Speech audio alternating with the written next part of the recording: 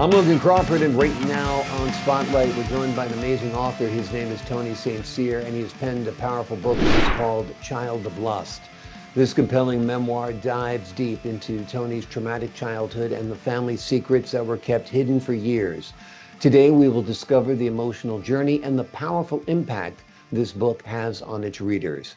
We're delighted to have this very talented author join us here today on Spotlight. We thank the team at Prime 7 Media for helping us put him in the spotlight today. And we ask viewers like you to support authors like him by subscribing to our channel and by purchasing his amazing book. The links are below this interview. Tony, good to see you here today on Spotlight. Thanks for joining us. Glad to be here. What prompted you to finally write Child of Lust after your mother's passing? Well, at the funeral home, I learned a lot of things about my mother that I did not know when I was growing up. I had suspicions. I had heard family members talk, but some of those suspicions were verified at the funeral home. And once I learned those things, I felt like I needed to let other people know. Yeah. And that's why I decided to write the book. What are some of the things that you learned? Well, there was some hidden things that my mother kept from me. I was born out of wedlock, which was kind of taboo back in the 50s. And I learned that there was a discussion about possibly aborting me and trying to hide the pregnancy. And so, that just sends chills up my back just to think about it.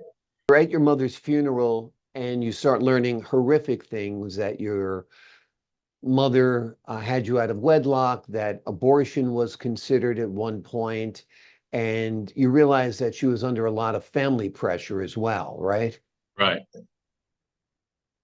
And one thing, she was pressured into telling the family who the father was. She would not do it. So that caused a lot of tension in the family. And she literally kept him hid because her brother was going to kill him, literally. This was a threat.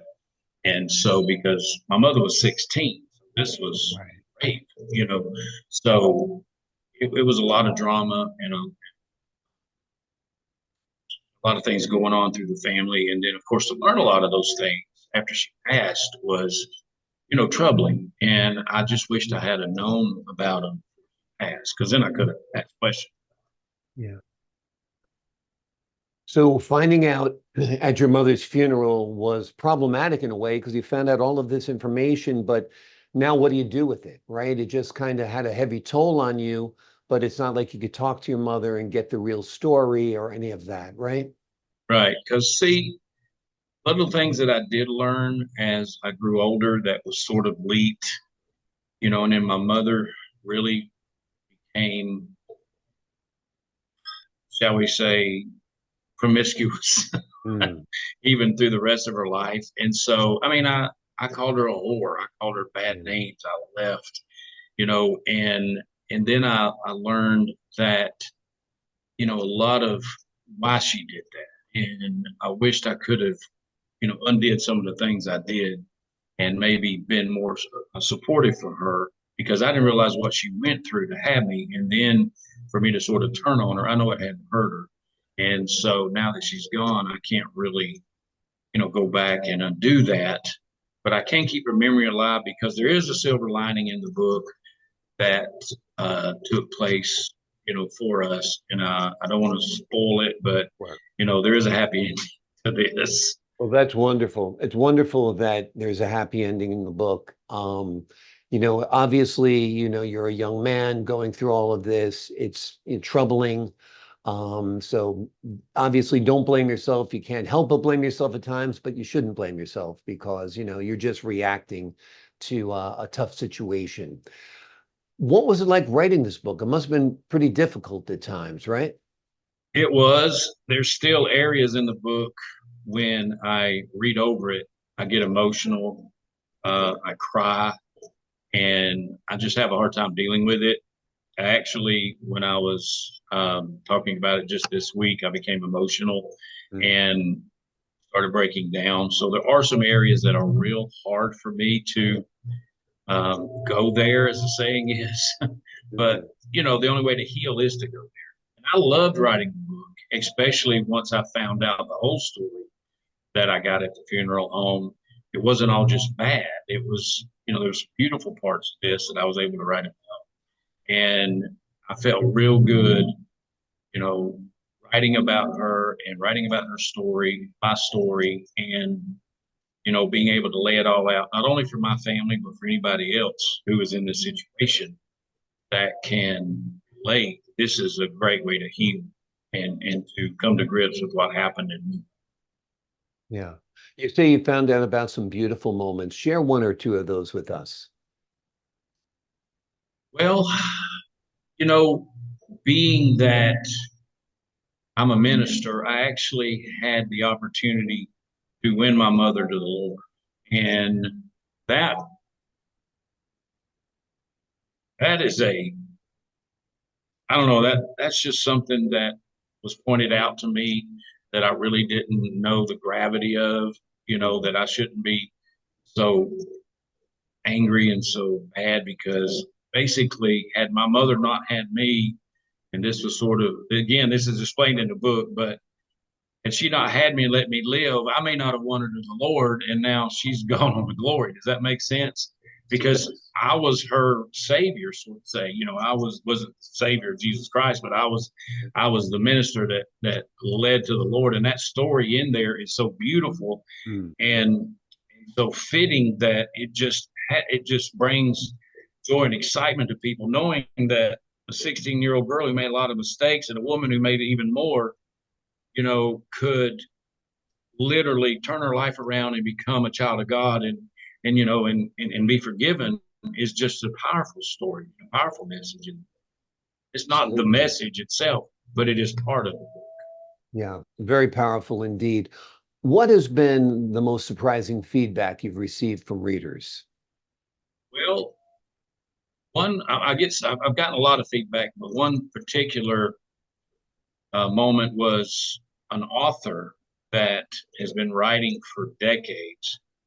I had talked to him about it. I was going to send him my manuscript and let him proof it and give me any feedback, but he was going through a terrible time with some death in his family, so he didn't get to proof it. So I sent it on in, and then when I got the copies, I sent him one immediately. About 3 weeks later, he calls me and he said, "Tony," and he's crying. I mean, this guy's literally crying. And he says, "I want you to know I have read a lot of books." And he said, "I mean, a lot of books." And I know the guy. I know he's read a lot. He said, "This is the best book I've ever." Now, imagine a first-time author hearing that kind of feedback from a long-time author was very encouraging to me, and he told me to keep writing. So, I was really encouraged by that, and I am still writing. So, not as much as I'd like, but I am continuing. What are you working on now?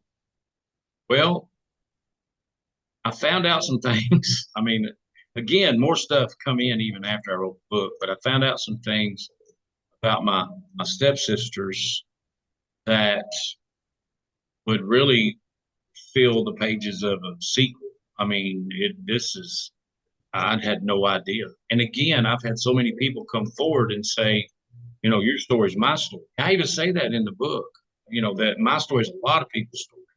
And that has proven itself to be true, because these families have hidden secrets. Families have secrets that they keep hidden, and healing from those things, because we bury those, in our subconscious. And I feel like the only way really to get a blister to heal is pop it.